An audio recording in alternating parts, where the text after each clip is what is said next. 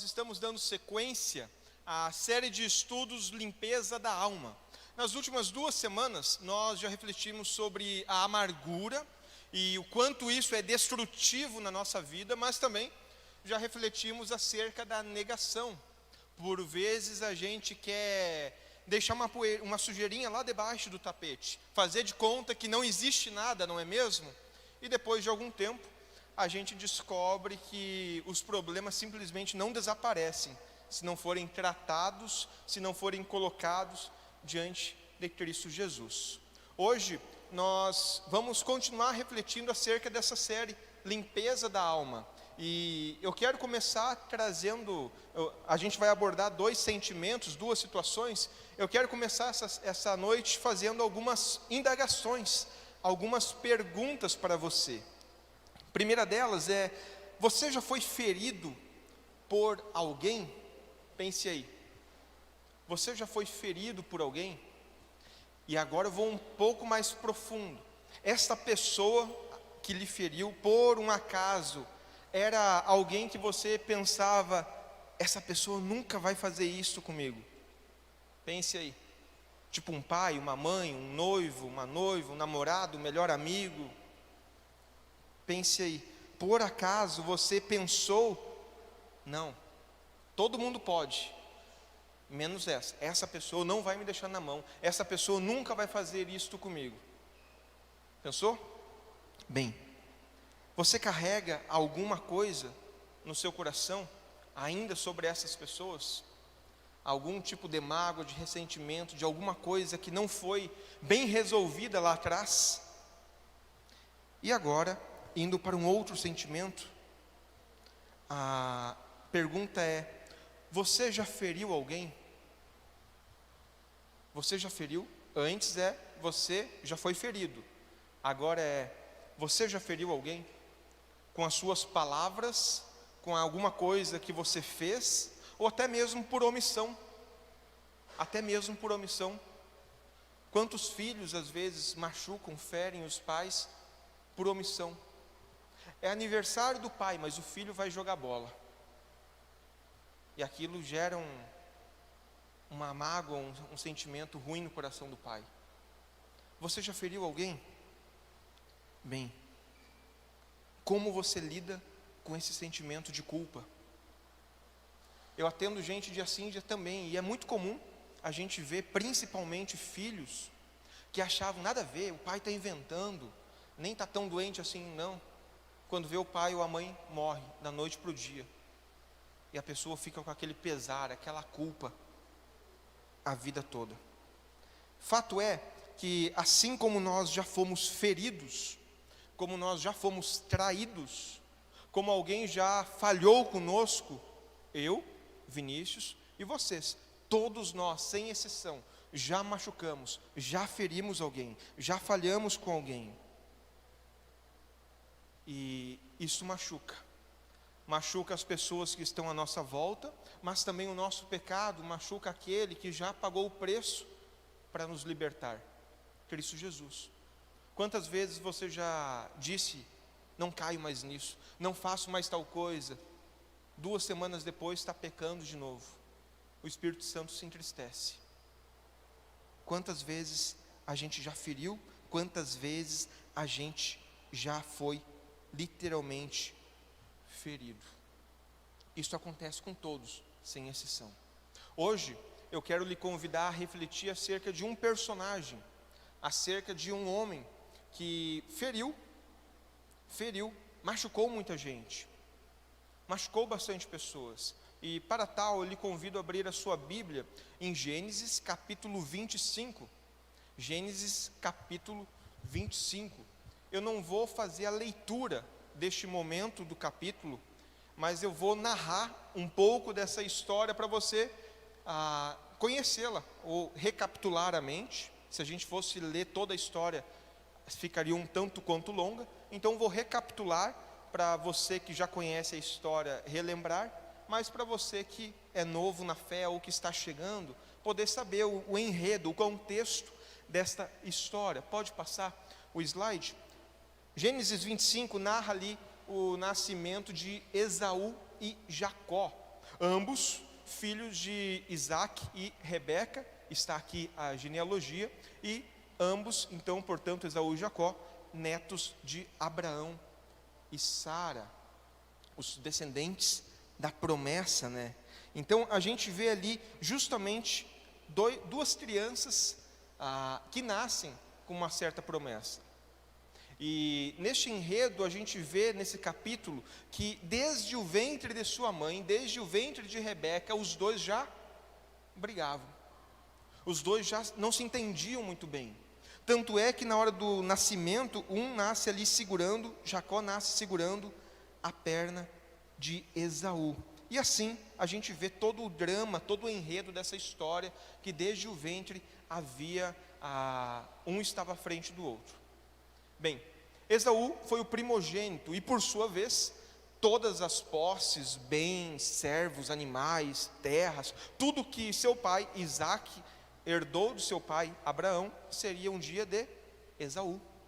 Ou seja, naturalmente, Isaac andava mais com Esaú. E assim, por estar num contexto mais em casa, Jacó foi criado mais pela sua mãe.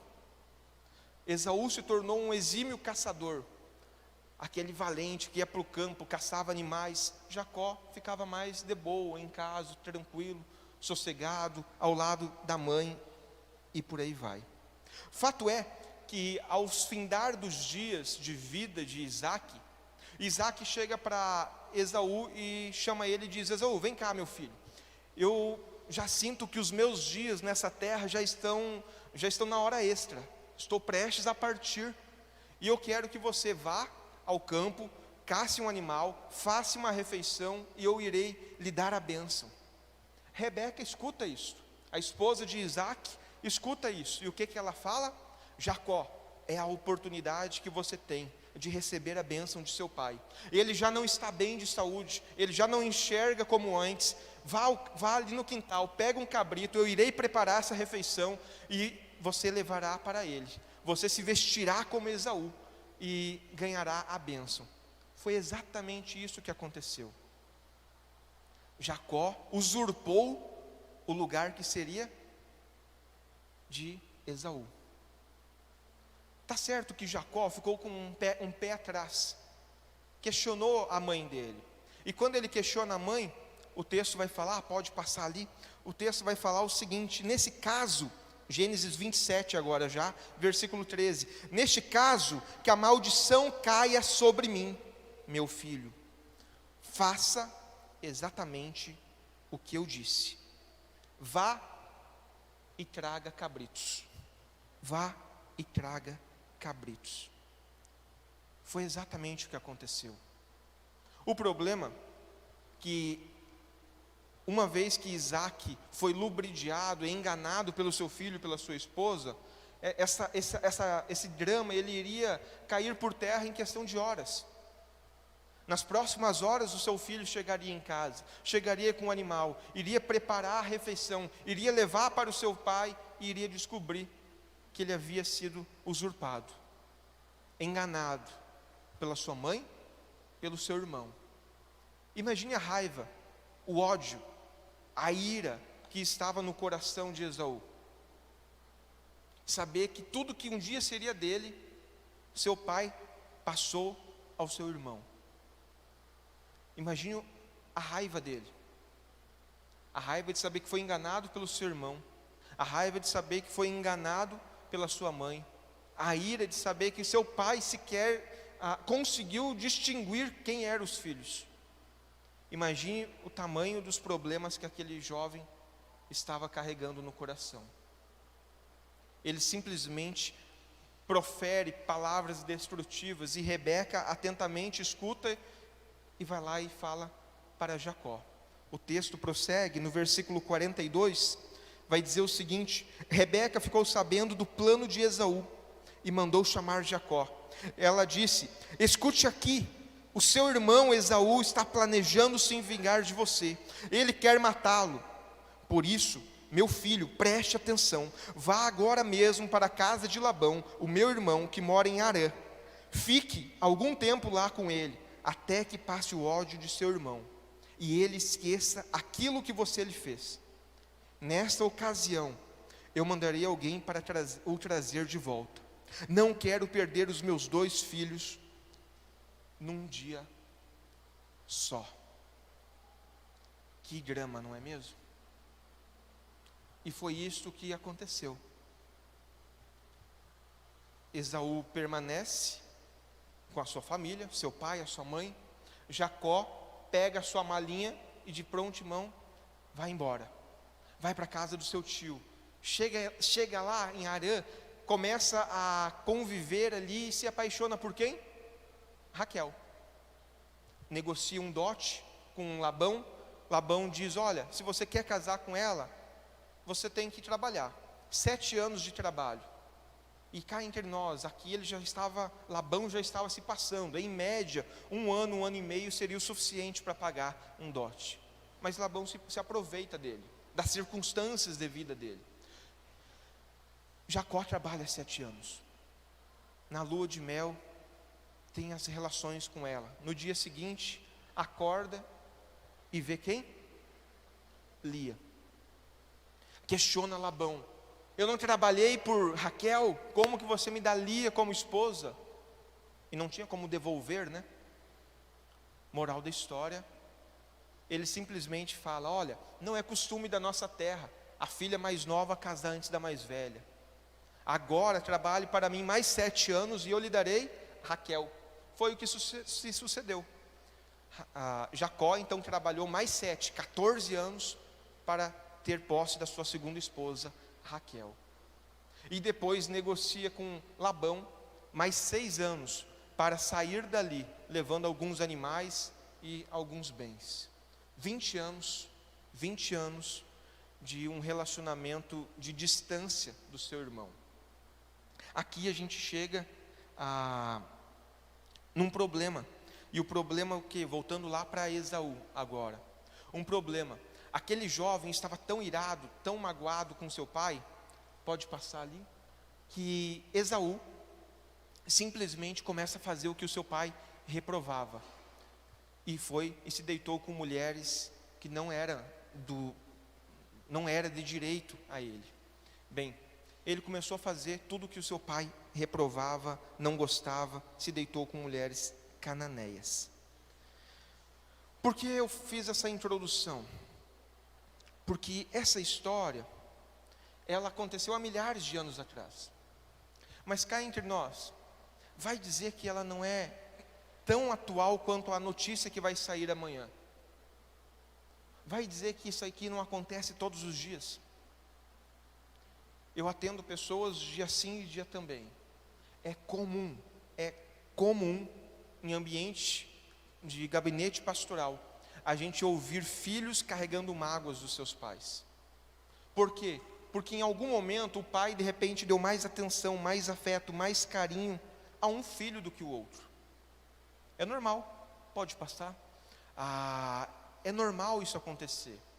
Tem pessoas que já com seus 50, 55, 60 anos, chegam para compartilhar coisas de quando tinha 10, 15, 20. Isso acontece todos os dias. Filhos que carregam traumas, problemas, coisas que não são bem resolvidas na alma, por causa da forma como os pais assim os trataram. O problema disso tudo é que isso gera mágoa. E a pessoa daqui a pouco chega lá no findar da vida, e aí você olha: nossa, fulano não está nem aí para o pai, que pessoa que não consegue dar atenção para o pai, para a mãe doente. Aí tu olha, tem todo um enredo por trás. Um enredo de traição, um enredo de ter sido deixado em segundo, terceiro, quarto plano, e por aí vai. Isso acontece todos os dias. Agora, voltando aos 20 anos passados, após Jacó ter casado com as duas e já ter saído da terra de Labão, ali no capítulo 32, eu deixo para você como lição de casa. É muito grande essas leituras para um culto, senão a gente teria que ler do 25 até o 32. Ali no 32 a gente vê a história, o drama de 20 anos passados vindo à tona mais uma vez. Em Gênesis 32 vai narrar o reencontro de Esaú e Jacó. Vai narrar o reencontro.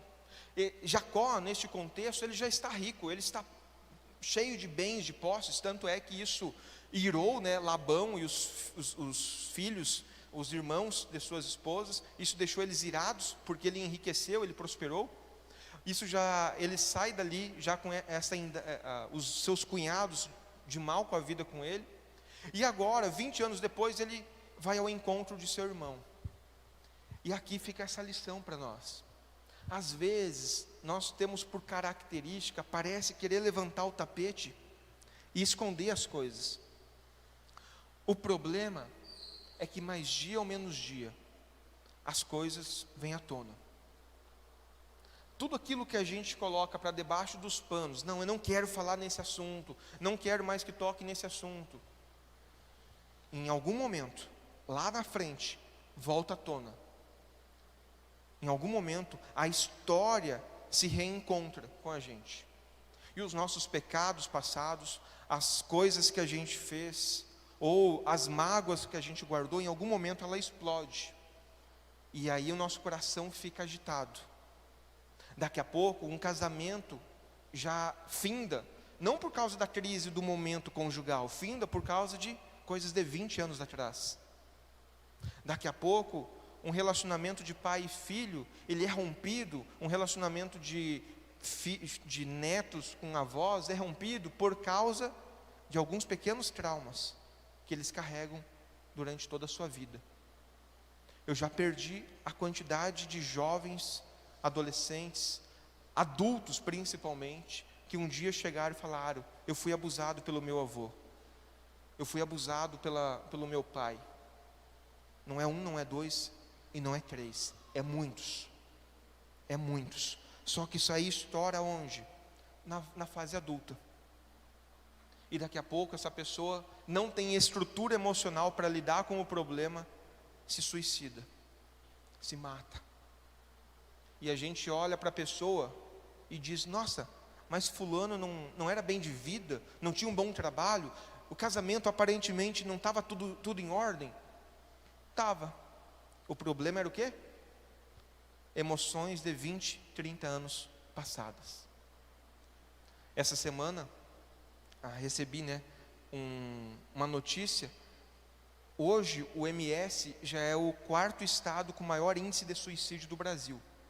Eu falei com o pastor Jairo e o pastor Luiz Carlos esses dias ali na porta. Temos atendido bastante jovens, adolescentes, adultos com esses traumas. E eu estava até me sentindo, já parecia que eu estava no Rio Grande do Sul. O Rio Grande do Sul é o primeiro, para cada 100 mil habitantes, 11 se suicida. O MS já é o 4º, para cada 100 mil, 10 está se suicidando. Por quê? Emoções. E quem está se suicidando de 15 a 35 anos, em média? Emoções. Não sabe lidar com os traumas, com as dores, com as coisas que não foram bem resolvidas. Não sabe lidar com os problemas. Por isso, eu pergunto a você: como que você tem carregado as feridas que eu perguntei na introdução? Como que você tem carregado as culpas que você tem carregado ao longo destes anos? Eu falo isso porque, se você olhar o 32, capítulo 32 em casa, você vai ver que Jacó, ele vai ao encontro do seu irmão para se reconciliar.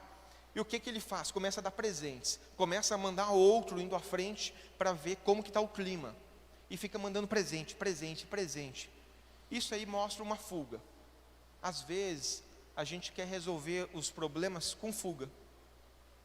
Mas às vezes a gente tem que dar a cara a tapa, resolver as coisas que não vão bem.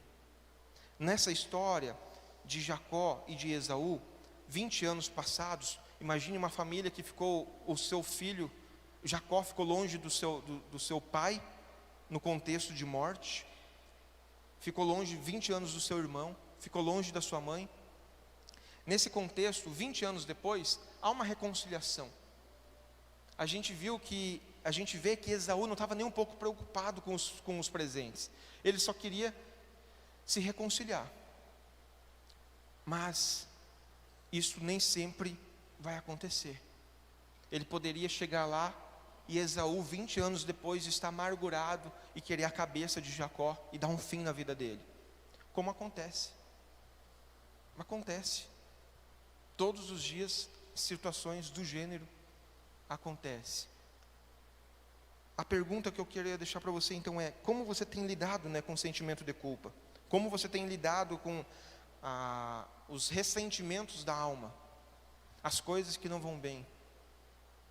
Nós já falamos nos últimos 2 domingos, na quarta o pastor Jairo citou também, Salmo 32, ele diz lá: enquanto eu mantinha escondidos os meus pecados, os meus traumas, os meus medos, as minhas culpas, as minhas adversidades, o meu corpo definhava de tanto gemer.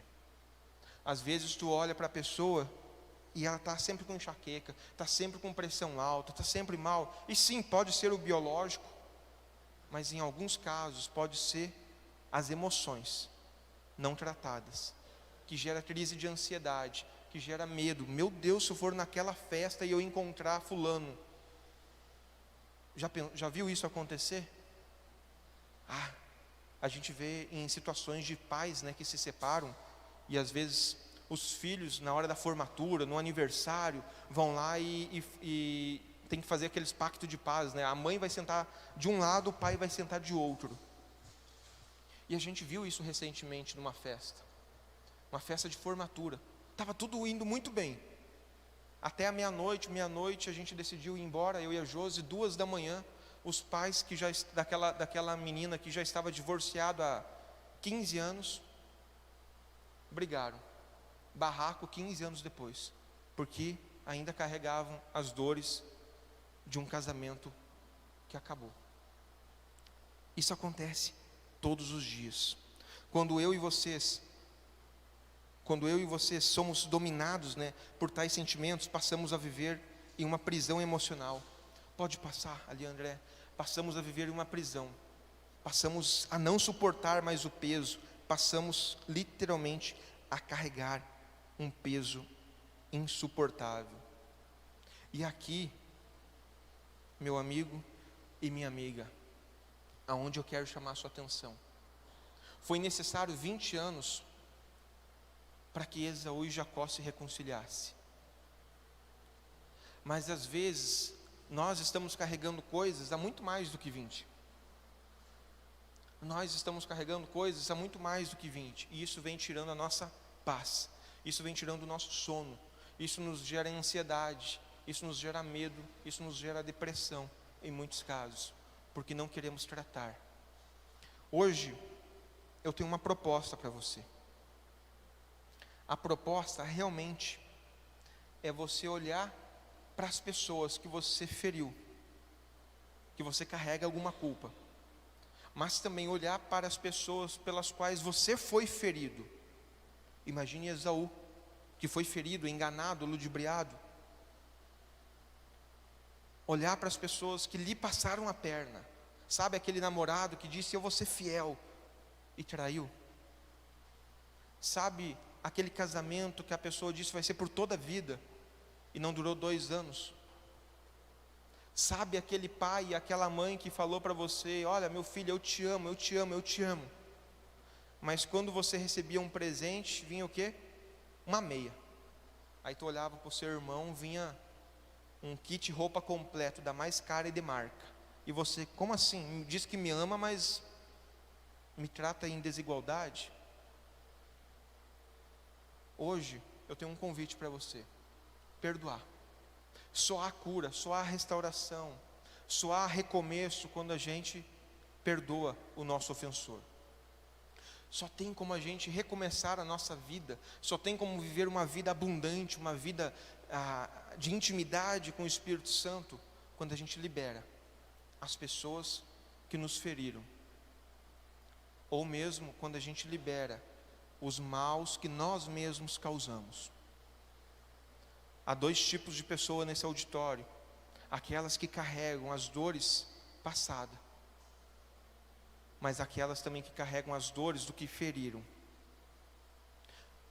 Eu já ouvi só este ano, umas 2 ou 3 vezes pelo menos, filhos adultos, carregando a culpa do divórcio dos pais. Estou dizendo de coisa de 30 anos atrás. Carregando, achando que eles eram culpados, quando na realidade não era. Não era. Mas carregaram uma culpa a vida inteira de algo que não era deles. Hoje, eu quero te convidar a olhar para Jesus. Olhar simplesmente para Jesus. Jesus, ele foi simplesmente traído, injustiçado, enganado. Ele foi acusado injustamente. Mas o que ele fez? Perdoou. Lucas 23, capítulo 23, versículo 34 vai dizer: Pai, perdoa-lhes, pois não sabem o que estão fazendo. Pai, perdoa eles. Eles estão aqui me mutilando, me furando. Eles estão aqui me carregando para essa morte de cruz. Mas eles não sabem. Eu entendo o propósito pelo qual eu estou passando por isso. Simplesmente perdoa eles. Ele foi injustiçado, traído, mas em nenhum momento ele se revoltou. Em nenhum momento ele culpou a Deus. E aqui, dentro da mágoa e dentro da culpa, tem esse sentimento de culpar a Deus, né, muitas vezes. Onde é que estava Deus que não viu fulano me abusar? Onde é que estava Deus que não viu o que eu estava passando? Onde é que estava Deus? Tem esse sentimento às vezes, de culpar a Deus. Jesus poderia muito bem: pô, Jesus, eu não queria isso. Mas não, ele foi fiel até o fim. E a sua fidelidade até o fim chamou a atenção de quem? Do centurião. A fidelidade de Jesus até o fim chamou a atenção do centurião, ao ponto do centurião olhar para ele e dizer: olha, realmente hoje está morrendo o Filho de Deus. Porque naturalmente qualquer outro estaria murmurando, reclamando, esbravejando, mas ele simplesmente morreu fiel até o fim. Aqui eu deixo essa indagação para você.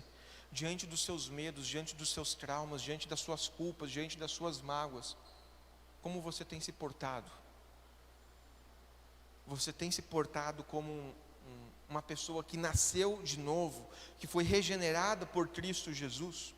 Ou você é daquele tipo que fica olhando: tô só pela hora que fulano morra, tô só para que o mundo, o universo condene fulano e ciclano, ele vai comer o pão que o diabo amassou? Que tipo de crente você é? Aquele que dá outra face? Aquele que libera o seu ofensor? Ou você é aquele tipo de crente que lá nas caladas do seu quarto, no escurinho, você pega um bonequinho de voodoo e fica lá cutucando: vou acabar com aquele casamento, maldito, se ele me traiu agora, ele vai sofrer. Que tipo de crente você é? Infelizmente, muitas das pessoas que entram pela porta, muitas vezes estão vivendo um falso evangelho. Esse evangelho de eu quero Jesus, mas os meus problemas quem manda sou eu, e fulano me feriu, eu vou ferir. Infelizmente isso tem acontecido. Infelizmente, Jesus já pagou o preço, já nos perdoou, já nos liberou para a nossa vida começar de novo. Mas a gente quer carregar os pesos do passado. E aí o que acontece? A palavra de Deus vai dizer, né, em João 10:10, Satanás, o diabo, veio para matar, roubar e destruir. E Jesus diz: mas eu vim para que tenham vida e vida em abundância. Mas por que um novo convertido, por que um cristão antigo às vezes não está vivendo essa vida em abundância? Quer carregar mágoas, traumas, não quer lidar, quer deixar debaixo do tapete, e por aí vai. Hoje eu quero convidar você a fazer uma faxina na sua alma, uma limpeza na alma. Quem sabe, assim como eu, você foi muito ferido por pessoas que você nunca imaginou. por pessoas que você nunca imaginou. Quem sabe você carrega algum ressentimento, alguma mágoa, alguma dor de algo que alguém falou, de algo que alguém não fez, que deveria ter feito. Quer ver um exemplo? Terça eu completei 37 anos de aniversário. Em 37 anos eu recebi 2 ligações de felicitação pelo meu pai. Foram 2. Enquanto eu gerava expectativa, enquanto eu ficava ali esperando, aquilo me corroía. Hoje, simplesmente assim, eu já perdoei ele, já sei lidar, eu sei quem ele é, eu sei como foi a criação dele, eu sei a dureza que foi a vida dele. Então assim, se ele ligar, está tudo certo. Se ele não ligar, está tudo certo. Mas eu já sofri muito por dar meia-noite do dia do meu aniversário, passou-se as 24 horas e não receber uma mensagem. Quem sabe é o seu caso. Eu já sofri muito por pequenas coisas também. Porque, poxa, o meu amigo, eu não acredito que ele fez isso comigo. Hoje, eu quero convidar você a fazer essa faxina na alma. Essa limpeza, realmente.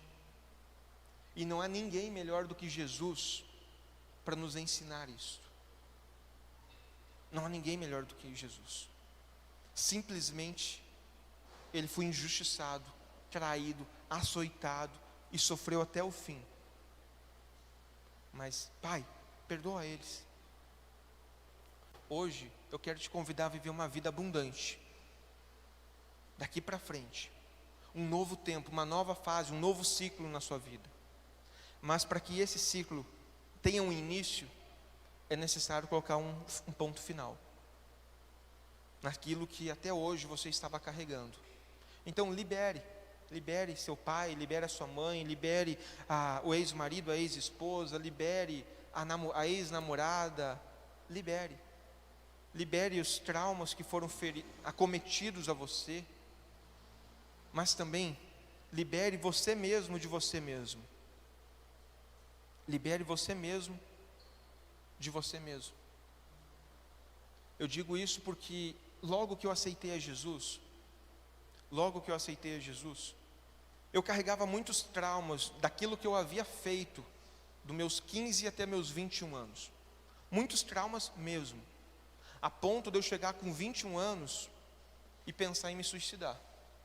Com 20 anos para 21, eu estava pensando, não faz mais sentido eu estar aqui. Quanta gente eu já machuquei, quanta gente eu já feri. Eu fui pisar numa igreja com 21 anos. Com 21 anos. Então, com 20 anos eu estava assim, quanta gente eu já machuquei, já feri. A minha cabeça estava em choque. Os neurônios estavam tudo ali em conflito. E a solução humana para mim era o quê? Vou me matar. É a única forma de eu conseguir lidar com isso. É a única forma. Para quem já é da casa, já ouviu isso aqui algumas vezes. Para quem não é da casa, vai se apavorar agora. Com 15 anos, eu acabei engravidando uma menina. E acabou que durante a gestação ela perdeu o neném. Mas a minha cabeça, ela estava revoltada. Revoltada com quem? Revoltada com meu pai. Revoltada com meu pai, com o abandono dele. Todos os meus amigos tinham uma vida boa. Tinham um carro, tinham moto, tinham uma casa boa, tinham tudo do bom e do melhor, mas eu não. Por quê? Porque a minha mãe teve que padecer, labutar para criar 2 filhos sozinhos. E um pai que nunca deu pensão. A minha cabeça estava revoltada. Com 16, com 17, com 18, eu engravidei 3 meninas. E com as 3 meninas eu conduzia ao aborto. Então, 15 anos, um filho perdido, 16, 17, 18, 3 gestações e 3 conduções ao aborto. Mas eu era gurizão, fazia o que todo mundo fazia, os meus amigos faziam, também fazia. E se é para ter um filho e ser um pai que nem o meu, não quero. Moral da história. Um dia a ficha cai. E quando a ficha cai, vem a dor. A ficha caiu para mim com 20 anos. Com 20 anos veio o peso dos meus erros. Sabe quando tu já tem um pouco mais de maturidade, e daí tu começa a olhar, o que eu fiz? Olha quem eu machuquei, olha quantas pessoas eu feri. Com 20 anos veio o peso da consciência, o peso dos meus pecados, o peso de quem eu tinha ferido. E eu estava nesse curto-circuito. Eu confesso para vocês que eu não me suicidei por duas pessoas, a minha mãe e a minha avó. Se eu tivesse me matado, as duas morriam de tabela. As duas teriam morrido de tabela. Mas se eu tivesse vindo de um lar que não tivesse uma mãe, uma avó presente, muito provavelmente eu seria mais um desses 10, 11 das estatísticas a cada 100 mil. Muito provavelmente. Então, com 20 anos, eu estava carregando o peso da culpa. Com 21 anos, eu aceito a Jesus. Com 21 anos, eu entro na igreja. Em 6 meses na igreja, eu aceito a Jesus. Cara, foi libertador ver que Cristo Jesus tinha cravado na cruz todos os meus pecados. Isso não quer dizer que, digamos assim, eu não vá mais me lembrar. Eu me lembro. Eu sei que eu fiz algo errado. Não tive certas instruções que muitos pais às vezes se ausentam e falham. Eu não tive instrução nenhuma na área da sexualidade. E talvez seja por isso muitos dos danos que eu cometi. Com 20 anos eu acordo para a vida. 21 anos eu conheço a Jesus. Com 21 anos eu passo a entender quem eu era em Cristo Jesus. Um filho amado, perdoado, livre de toda aquela culpa. Toda aquela culpa foi cravada na cruz do madeiro. E aí, no momento que eu quisesse ficar remoendo uma culpa que já não era mais minha, essa culpa foi cravada na cruz, eu estava dizendo para Jesus o quê? A sua morte não foi suficiente. Hoje, Jesus está dizendo para você o seguinte, que a morte dele foi suficiente sim, e que você não pode mais ficar se condenando, se culpando, carregando coisa que você não precisa mais, que ele já pagou o preço e ele já te libertou. Com 21 anos eu entendi isto. Com 21 anos, Satanás ficava apontando o dedo. Que tipo de crente você é? Olha o seu passado, olha o que você já fez. Com 21 anos, Satanás começa a apontar o dedo e querer fazer com que, por causa do meu passado, eu desistisse da fé. Por causa do meu passado, eu me sentisse um tipo de crente assim que não tem valor. Tipo, imagina, se o pastor descobre a minha história, se um irmão da igreja descobre, o que vai ser de mim? Vão me expulsar da igreja. Simplesmente eu entendi o amor de Cristo. Um amor que, quando nos encontra, nos restaura, nos liberta. Só tem uma forma da gente viver uma vida abundante com Cristo. É simplesmente liberando perdão. Perdão para quem te ofendeu, mas perdão para você mesmo. Não queira mais carregar a coisa que Jesus já pregou na cruz. O preço dele, o tamanho, o sangue dele foi suficiente para te libertar, para me libertar e para libertar todos aqueles que um dia professaram fé em Cristo Jesus. Eu quero convidar você, neste momento, enquanto o grupo de louvor vai chegando, a refletir. A refletir. Que tipo de crente você é? Você é aquele crente que vem na igreja, mas sai daqui ressentido, magoado, carregando a culpa do passado? Ou você pode dizer, olha, a partir de hoje, eu vou sair daqui diferente. A partir de hoje eu não vou carregar mais nada que não seja meu. Aquilo que Jesus já cravou na cruz está cravado.